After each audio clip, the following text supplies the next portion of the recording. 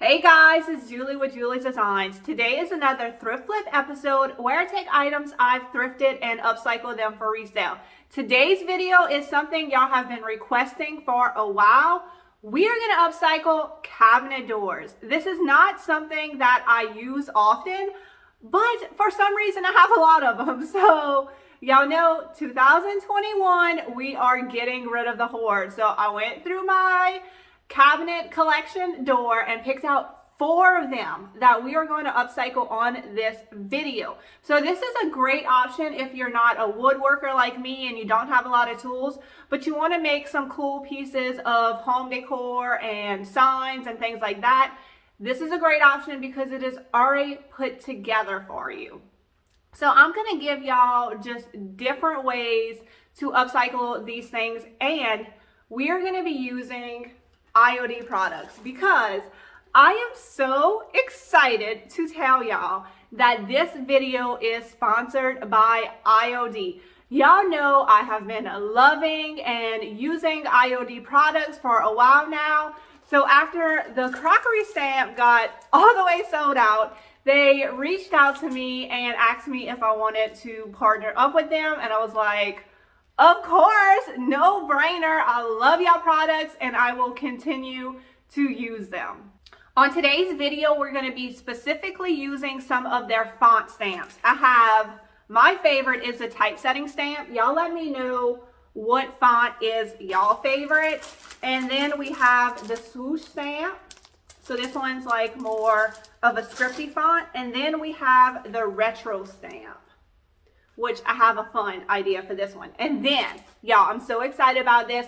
So they just released some new products, and one of them is this Alphbellies stamp. And I feel like this is so my style. It is, let me show you on the back. It's an embellishment for your fonts. How cute and vintage and so my style is this. I love it, love it, love it. So we're going to have some fun with this Alphbellies stamp. I feel like this is such good use for your money. I mean, you can use it on your own. You can use it on the fonts. Like, you can use it in clay. I mean, I'm excited about this one if y'all can't tell. So that is the exciting announcement, and that's what we're going to do today. And let's go ahead and get started on these projects. The first thing I'm going to do is remove any hardware that is on the cabinets. I'm just using my cordless drill to do this. And then all the places that had holes from the hardware, I'm going to take the IOD air dry clay and fill these in. I find that this works perfectly for this. It doesn't shrink like caulk. And once it dries, I let it dry for 24 hours and then I just sanded it flat so it blended in perfectly with the cabinetry, and it's also paintable so you won't have any problems with your paint sticking to the clay. For the first project, I'm going to be using the IOD Retro stamp. I'm also going to be using IOD air dry clay. I'm going to roll it out on my mat. I'm using one of the bigger mats that IOD sells. You want to roll it out, but not too thin because you don't want your letter to be too fragile. So I took the brayer and I just used that to help me push the stamp down into the clay. And now I'm just removing the excess clay. Now I'm going to be more precise with my X-Acto knife and just go with my X-Acto knife around the edges and removed all of the excess clay. I left all my letters on this larger mat to dry overnight because I didn't want to pull them off and have the letters breaking, and just leaving it dry overnight on this mat worked out perfectly. And you don't have to worry too much about the edges being perfect because once they've dried for 24 hours, you can go back and sand it. So I do have a few cracks in the letter, but that's okay. That is going to add to the character of this piece. I definitely am going for that handmade look. I just want to sand the edges and clean them up a little bit, but leave the character. Copper is very popular right now, so I'm going to use this Rust-Oleum metallic finish spray paint in a copper finish and just give these clay letters one coat of this beautiful copper spray paint. I'm using the long skinny cabinet for this project, and I'm realizing right now that I didn't actually really get it all the way on camera. So it's not the cabinet that I'm currently painting. It's the one next to it. And I'm using Rust-Oleum chalk paint in my paint sprayer, and I'm going to put one good coat on here just to give it a coat of fresh white paint, and I'm not going to distress it. I want this cabinet to have a nice clean look. Now that the copper paint on my letters have dried, I want to give it an aged effect. So I'm using a combination of like a bright blue paint and a little bit of darker green paint, and I'm just dabbing it on the edges where I think a natural patina would happen. Then I'm taking my paper towel and just dabbing on top of that just to kind of blend it in. I feel like when you're going for an aged look, the more layers, the better. I decided that I didn't really want any patina in the middle. I just kind of wanted it to be on the edges. So I'm just taking a baby wipe and just kind of dabbing the middle of the letters just to get rid of some of that patina. And then I'm going to take my Waverly antiquing wax, and pretty much all you do is just brush it on and then you wipe it off, and it just creates this beautiful aged look along with the blue patina that you have already created. And once again, if you feel like it's too dark for you, you can take a baby wipe and just wipe some of that off. So it's 100% workable. You have time to get the perfect effect that you are going for. And then once these are dry, I'm going to take my Gorilla Glue clear grip adhesive, and I'm going to attach these to my cabinet doors. Y'all, this piece came out so good. I cannot wait for y'all to see the final product.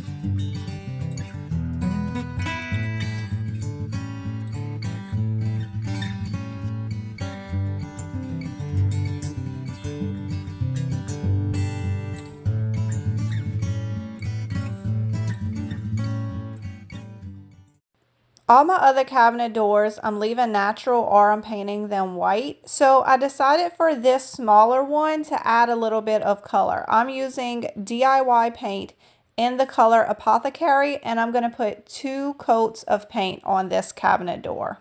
Once the paint dried, I distressed the cabinet and I decided I wanted to put something in that piece in the center. So I grabbed some old book paper and put some Mod Podge down, and I am just pressing the paper into the edges. Now you want to make sure you let the Mod Podge dry thoroughly before you come back with an X-Acto knife and you cut out all the edges. If it's wet, your paper will tear. But if you wait till it dries all the way, you will not have any issues doing this. To bring the two finishes together and make it look more cohesive, I'm going to add white wax to the entire piece. You do white wax the same way we just did the antiquing wax. You simply brush it on with a brush, and then you take a paper towel and you wipe it off. You want to let this dry thoroughly before you move on to the next step. We are going to be adding the Alphbellies stamps and the Typesetting stamp to this cabinet door. The Alphbellies stamps can be used on its own, but it's made to be used as an embellishment with the IOD stamps. So I'm going to pick out which ones I want to use and what letters I want to use and put my design together. Now, if you're having trouble trying to come up with a design and trying to figure out how to use the Alphbellies, they have some great examples on the packaging that comes with your Alphbellies stamp. This is design I chose. I'm just going to do a bee with a little bit of floral detail. Now I'm going to try to explain this the best I can. So the image you want on top, you stamp that first. So I want the bee on top, and then we're going to go back and stamp the background. I'm going to take my smaller thin mount and I'm going to take the bee off. I think I called this a mat earlier in the video, the big one that I use, but they're technically called a thin mount, and they are so great to have in so many different sizes when stamping. Now I'm using my IOD ink pad. I have the color black on it, and I'm just going to put my stamp down. And the trick to stamping is to get it in where you want it to be and leave it there. And then you want to hold it firmly on one side while you push with the other, and then hold it firmly on the other side and then push with the other hand, and then pull it straight up. And there you go. Perfect stamp. It's so exciting when you get a perfect stamp. And I like to clean my stamps right away with a baby wipe while they're still on the thin mount. It's just so much easier. Now I'm going to put my Alphbellies back on where I want them to go, and I'm going to take the thin mount and remove them. Now, all the new IOD stamps come with a mask. It's just like a little clear piece, the exact same size as your stamp. So when you're layering stuff, the piece that you already stamped, you want to put the mask over it, and your stamp will stamp on that mask instead of the stamp you already put down, so that way it'll look like it's in the foreground instead of the background. I wish I would have put the floral Alphbellies closer together so you could really see the effect, but I'm still learning how to use these, but I do think it came out very cute.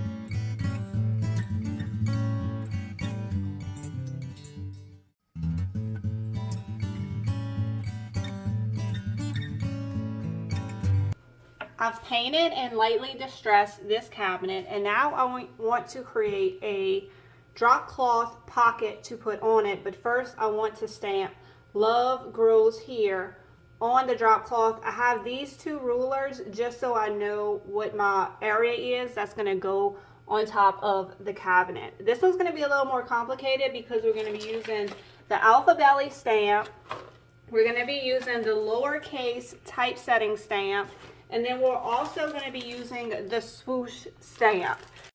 What I'm going to do to make sure everything is in the right place is I'm going to keep the O, which is the center letter, and the two Alphbellies, which are going to be on the S and the G, all in their correct place. And I'm going to stamp those first. And then I'm going to put everything else from there where it needs to correctly be. I'm going to take my large thin mount and pick up my stamps so they're in the positions that they need to be. These are the first time I'm using the Alphbellies, and so when you're using a stamp for the first time, you want to take a very thin grit sandpaper and sand them lightly. When they come from the factory, they have a very slick finish, so giving them a little light sanding helps them to have a little more grit for the ink to hold on to.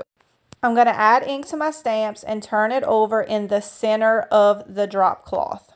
Now that the center is done, I'm going to add back in my letters so I can see where I want them to be placed. I'm going to do the G and the S next, but first I'm going to take my little tiny Alphbelly mask and I'm going to mask them because I don't want the type to go over them. These Alphbelly masks are very small, so I highly suggest that as soon as you are done using them, you put them back in the bag. If not, they may be very hard to find. I know from experience. Okay, so I inked up the G and the S, and now I'm ready to put it down over my Alphbellies. Now, I did learn something else about the Alphbellies here.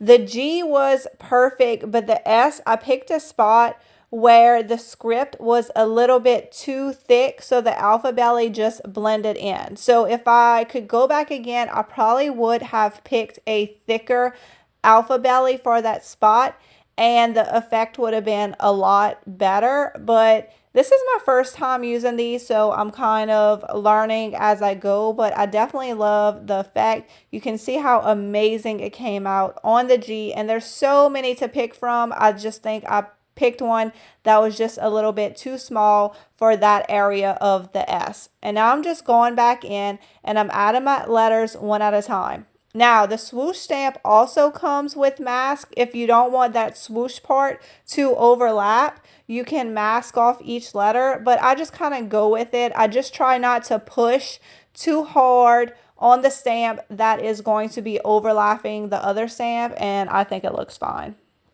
Now we're going to add on the other words to our drop cloth. I am using the lowercase letters on the typesetting stamp. I love mixing fonts for a custom look. And I use fonts on this drop cloth pocket, but I also think a image stamp, like the farmhouse stamp or maybe a butterfly would be so cute. Oh, what about some floral ones, the new floral ones that IOD came out with? That would be so cute. The last step is to attach the drop cloth to the cabinet door. I am just using my hand stapler for this and just simply stapling the drop cloth to the cabinet door.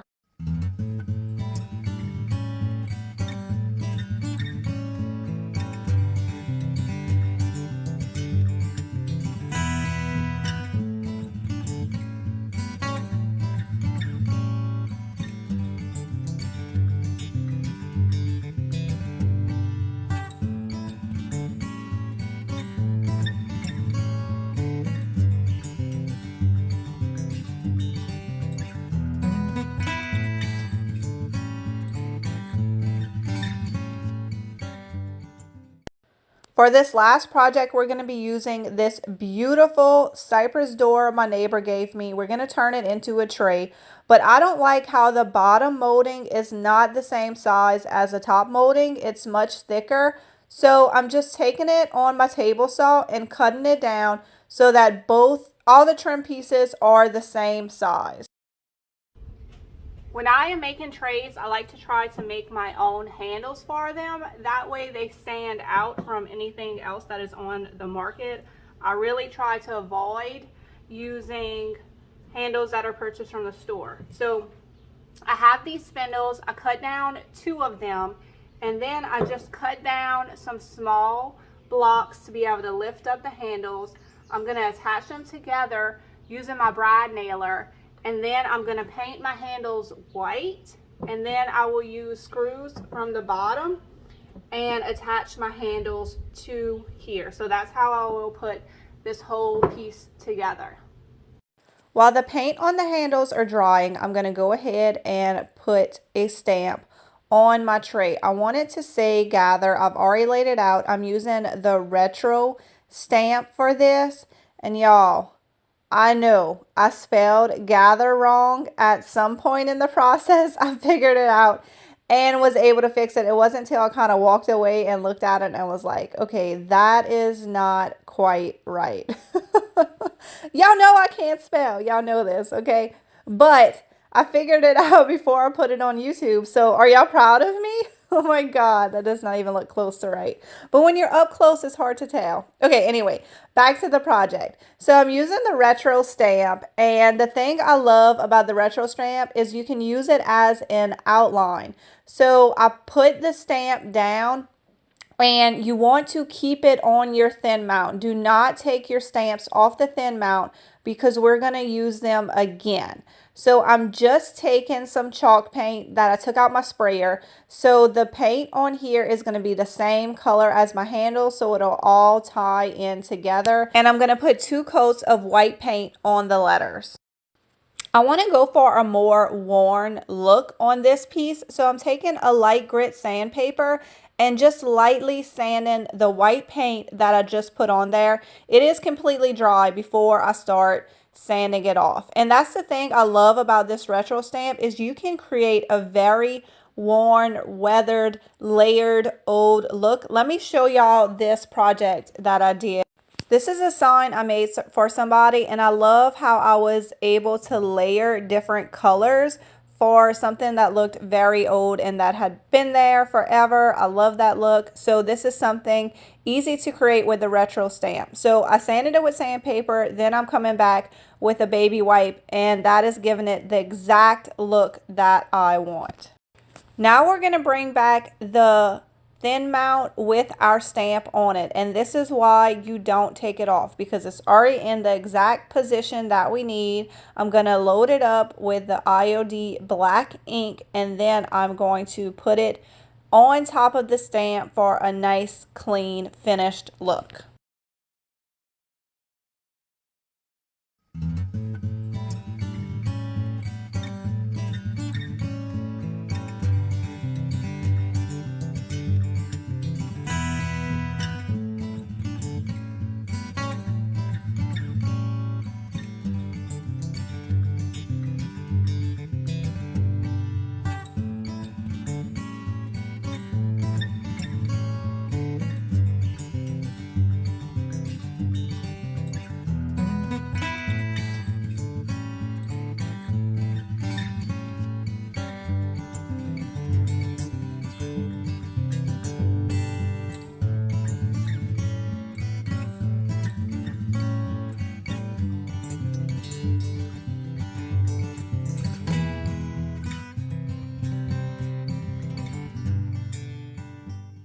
So what did y'all think about those transformations? Do you love how I upcycled these cabinet doors? Please leave a comment below and let me know which was your favorite one.